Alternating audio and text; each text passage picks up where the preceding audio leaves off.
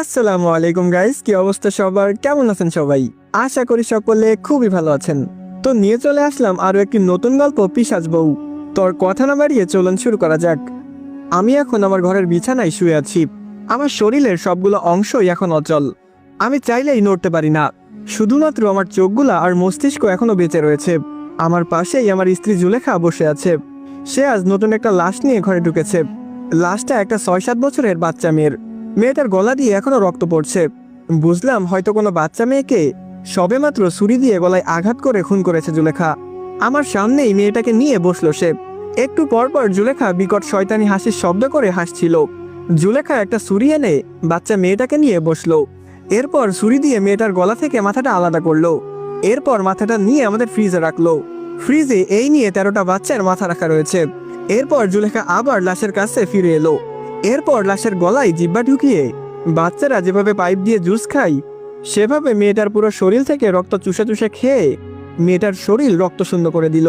এরপর জুলেখা মেয়েটার শরীর থেকে এক একটা অংশ আলাদা করতে লাগলো এবং বন্য পশুদের মতো সেগুলো ছিঁড়ে ছিঁড়ে খেতে লাগলো। জুলেখা মেয়েটার শরীর ছুরি দিয়ে গলা থেকে মাছ বরাবর 2 ভাগ করে ফেললো। তারপর মেয়েটার বুকের মাঝখানে ছিদ্র করে হাড়টা বের করে তৃপ্তি সহকারে খেতে লাগলো। একের পর এক মেয়েটার পুরো শরীর খেয়ে ফেললো সে। আমি চোখ বড় বড় করে অনেক ঘৃণার সাথে তার এই নোংরামি দেখছিলাম। আমার চিৎকার করে বলতে মন চাচ্ছে, থামাও এসব জুলেখা, আর এত নিষ্ঠুর হয়েও না মানুষের প্রতি। তবে আমার কণ্ঠ দিয়ে কোনো শব্দ বের হচ্ছিল না। আমি এই দৃশ্য দেখতে চাই না ভেবে চোখটাও বন্ধ করতে পারছি না, কারণ আমি আমার চোখ বন্ধ করতেও অপারগ।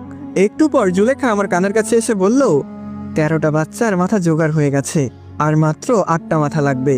এতদিন একটু কষ্ট করে বেঁচে নাও, কথা দিচ্ছি। এরপর আমি তোমাকে মৃত্যুর দুয়ারে পৌঁছে দিয়ে আসব। এটা বলে একটা অট্ট হাসিতে মেতে উঠল সে। আমি তার কথা শুনতে পাচ্ছিলাম, তবে কোনো উত্তর দেওয়ার সক্ষমতা আমার নেই।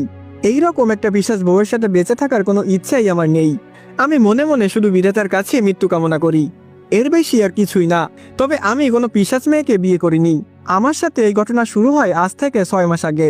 আমি সবেমাত্র লেখাপড়া শেষ করি। তারপরেই একটা নতুন কোম্পানিতে চাকরিও পেয়ে যাই। স্যালারিও বেশ ভালো ছিল। আমি আমার বাবা মায়ের একমাত্র ছেলে ছিলাম, তাই তারা আমাকে বিয়ে দেওয়ার জন্য পাগল হয়ে যায়। আমি বাধ্য হয়েই মা বাবার চাপে বিয়ের জন্য রাজি হয়ে যাই। জুলেখা খাতুন নামের একটা মেয়ের সাথে আমার বিয়ে ঠিক হয়ে যায়। আমাদের দুইজনেরই একে অপরকে খুব পছন্দ হয়। সবকিছু ঠিকঠাকই চলছিল। তবে বিয়ের আগে হঠাৎ একদিন জুলেখা তার পরিবার আর আমার কাছে বায়না ধরে যে সে নাকি তার ভার্সিটি থেকে শিক্ষা সফরে সুন্দরবনের পাশে একটা জঙ্গলে যাবে।